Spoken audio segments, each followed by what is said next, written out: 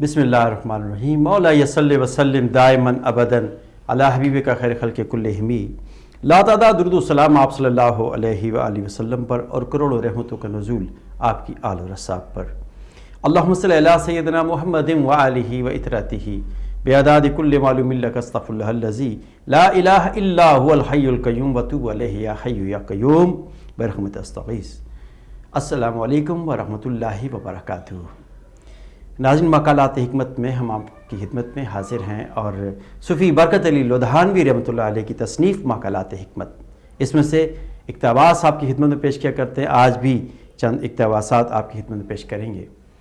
पिछले प्रोग्राम में हमने ये आपको ज़िक्र सुनाया हज़रत उमर फ़ारूक रज़ियल्लाहु तआला अन्हु का कि उन्होंने एक गवर्नर मुकर्रर किया और उसमें कौन सी 3 आदतें पाई जाती थीं वो आपने मुलाज़ा फरमाई। और आज इसी तरह एक और वाक़या आपकी खिदमत में पेश कर रहे हैं जो सूफ़ी साहब ने रकम तराज हैं अपनी इस किताब के अंदर कलम बंद करते हैं। आपने फरमाया, शेर शाह सूरी हिंदुस्तान का हुक्मरान था। एक दिन उसका बेटा हाथी पर सवार बाजार से गुजर रहा था कि उसकी नज़र एक कोठे पर पड़ी जहां एक औरत गुस्ल कर रही थी।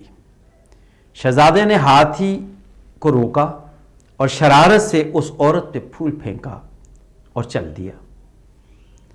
शाम को जब उस औरत का खामन जो कि गरीब लकड़हारा था घर आया तो बीवी को मग़मूम और मुस्तरिब पाया। दरियाफ्त करने पर इसने शहजादे का सारा माजरा अपने खामद को कह सुनाया। लकड़हारे का खून खोल उठा। अगली सुबह बीवी को साथ लिया और शहशाह सूरी के दरबार में पहुंचा। शिकायत की और इंसाफ चाहा। बादशाह ने फरियाद सुनी, शहजादे को तलब किया।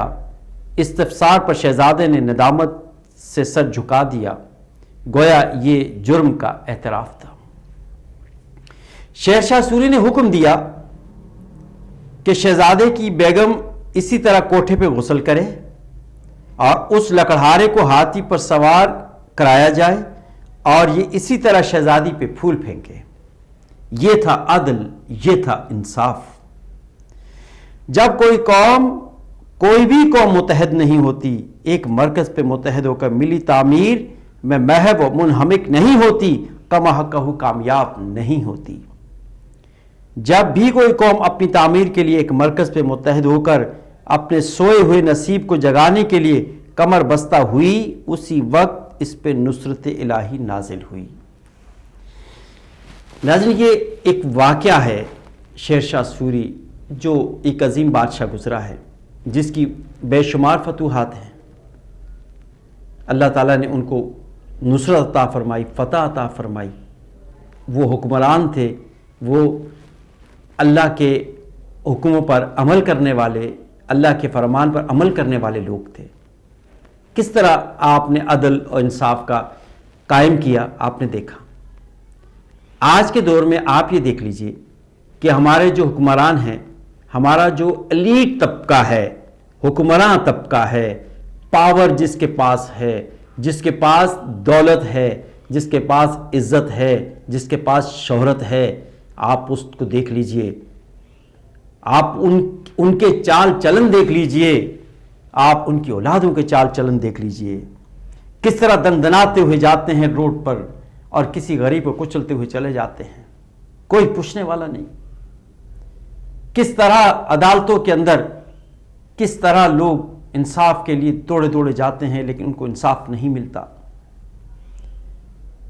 और उसके लिए जो एविडेंस होते हैं वो मुकर जाते हैं, गवाह मुकर जाते हैं, गवाहों को खरीद लिया जाता है, पहले से बार्गेनिंग हो जाती है, वो इंसाफ अदालत तक पहुंच ही नहीं पाता जो दिया जाए। ऐसे मामलात में जब कौम इस तरह मुंतशिर हो जाए, जब कौम बिखर जाए, जिस तरह के आप सल्लल्लाहु अलैहि वसल्लम ने फरमाया कि ये हमारी रहनुमाई के लिए ये अल्फाज हैं, इसका मफहूम कि अल्लाह ताला आपने फरमाया कि मेरी बेटी अगर फातिमा भी चोरी करे तो मैं उसके हाथ काट दूँ। तो ये है इंसाफ, ये है हमारा दीन। लेंगे छोटा सा ब्रेक।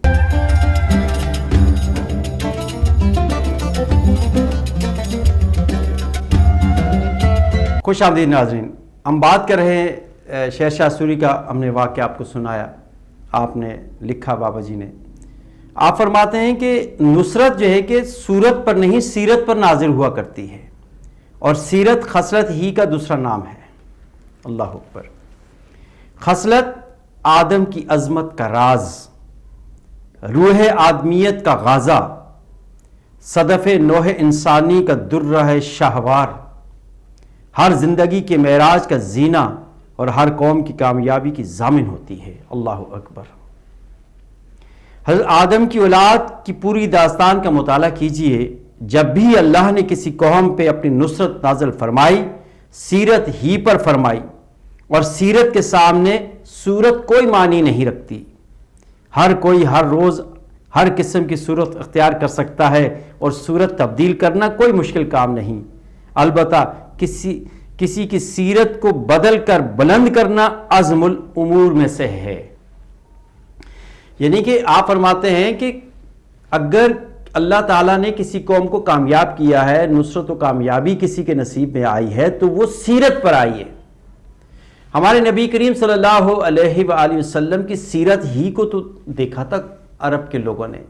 جب آپ صلی اللہ علیہ وآلہ وسلم ایک پہاڑ پر تشریف لے گئے تو آپ نے مکے والوں سے کہا کہ میں اگر کہوں کہ اس پہاڑ کے پیچھے سے لشکر آ رہا ہے اور آپ پر حملہ کرنے والا ہے تو آپ یقین کر لیں گے. سب نے بیک زبان یہ کہا یا رسول اللہ آپ صادق و امین ہیں.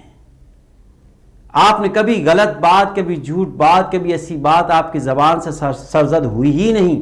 آپ سچے ہیں، آپ جو فرما رہے ہیں سچ فرما رہے ہیں. تو یہ اعلان نبوت سے پہلے تھا کہ آپ کا کردار، آپ کی سیرت ایسی تھی کہ لوگ آپ کے پاس اپنی امانتیں رکھوانے آتے تھے. دشمن سے دشمن بھی آپ کے پاس امانتیں رکھوا کے جاتا تھا. جب آپ صلی اللہ علیہ وآلہ وسلم جب مکے سے مدینہ جب آپ نے ہجرت کی تو مولا علی سے فرمایا تھا نا کہ اے علی آپ میرے بستر پر آرام کیجئے اور صبح اٹھ کر امانتوں کو ان کے جس کی امانت ہے اس تک پہنچا کے آئیے. جو امانتیں آپ کے پاس رکھی ہوئی ہیں وہ ان امانت والوں کو ان کے سپرد کر کے آئیے. تو یہ جو امانتیں رکھی تھیں کس کی تھیں؟ یہ ان کفار کی تھیں، ان مشرکین کی تھیں جو آپ صلی اللہ علیہ وآلہ وسلم سے بغض رکھتے تھے، آپ کی نبوت پہ ایمان نہیں لاتے تھے، لیکن آپ کی سیرت و کردار کے ایسے مدعا تھے کہ آپ ہر چیز آپ صلی اللہ علیہ وسلم کو سپورٹ کر دیا کرتے تھے. یہ ہے کردار، یہ ہے سیرت کہ کردار بلند ہو کسی انسان کا.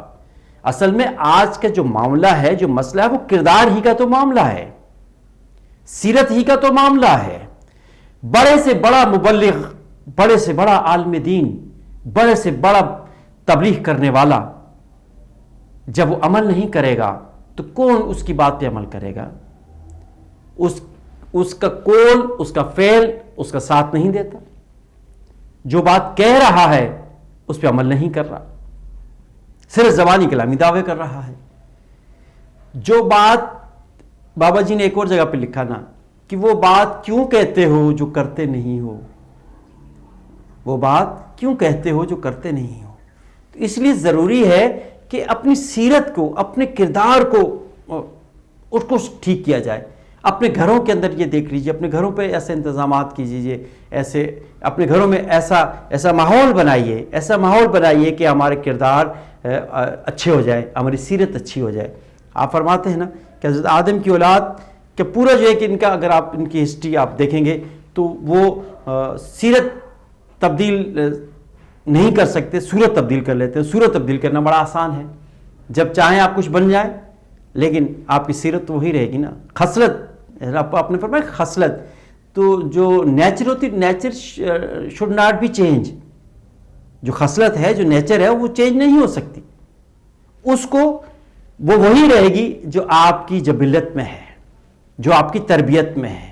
تو اس تربیت کو صحیح کرنا ہے، اس کو صحیح کرنا ہے. آپ فرماتے ہیں کہ جب کسی قوم کی خصلت اللہ کے ہاں مقبول ہو جاتی ہے، اللہ اسے اپنی دنیا میں بلند فرما دیتے ہیں، پھر اس قوم کی راہ میں کوئی رکاوٹ کبھی حائل نہیں ہو سکتی، نہ سمندر ان کی راہ روک سکتا ہے نہ پہاڑ، جب تک کہ کوئی قوم اپنی ملی معاملات اور مطالبات کو ذاتی معاملات اور مطالبات پر ترجیح نہیں دیتی، ملی ترقی نہیں ہو سکتی۔ ذات سے قوم اور قوم سے ملت ہے، ملت کی بلندی کا احساس پیدا کر۔ اللہ اکبر۔ یعنی کہ کوئی قوم اس وقت تک بلند نہیں ہو سکتی جب وہ متحد نہیں ہوتی۔ یعنی کہ جو اگر کوئی امیر کوئی غلطی کر دیتا ہے تو اس کو اس کی سزا نہیں ملتی، ایک غریب کو سزا ملتی ہے۔ قانون غریب کے لیے ہو، امیر کے لیے نہ ہو تو وہ قوم کبھی ترقی نہیں کر سکتی۔ اگر کسی کا بینک بیلنس آپ چیک کر رہے ہیں، امیر کا بہت زیادہ ہے اور غریب بیچارہ اگر کہیں سے ذرا سے بھی اس نے ایک روٹی چرا لی ہوٹل سے ہیں تو اس کو تو آپ نے اس کے ہاتھ کاٹ دیے۔ اور ایسا امیر، ایسا حکمران جس نے کروڑوں کھربوں روپے آپ کے کھا گیا، اس پہ عدالت کوئی ایکشن نہیں لیتی، اس پہ کوئی بات نہیں کی جاتی۔ کیوں؟ یہ لمحہ فکریہ ہے، یہ شرعی مسئلہ ہے، آپ اس کو دیکھیے اور ملت کے اندر انصاف کیجئے، ملت کے اندر انصاف کیجئے۔ جب تک آپ انصاف کا ترازو قائم نہیں کریں گے تو آپ کسی طور پر کی دنیا میں ہر جگہ رسوا ہوں گے، ہر جگہ ذلیل و رسوا ہوں گے، کوئی آپ کی مدد کرنے کو تیار نہیں ہوگا۔ وما علینا الا البلاغ المبین۔